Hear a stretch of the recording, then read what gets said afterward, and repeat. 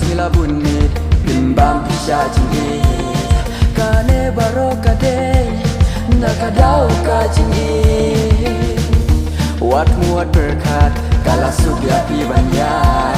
shua banjam uta upun arsin pihak berkat hasna ganong ya pi kane kawe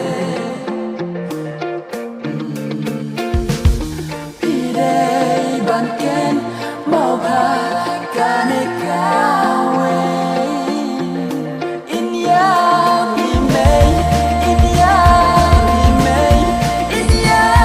mi mei in ya mi mei in ya mi mei in ya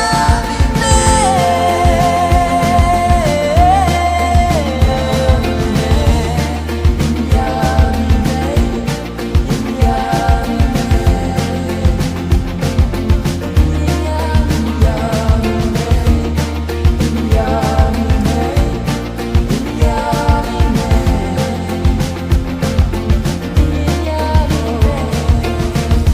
ngate kejuklet ya i pijulendes hajing susi pi ha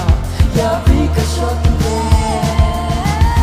na bentai samla wat berkat wat rumah kaban lam syadu bakun man yang binaipa hasna ganong ya pi kane kawe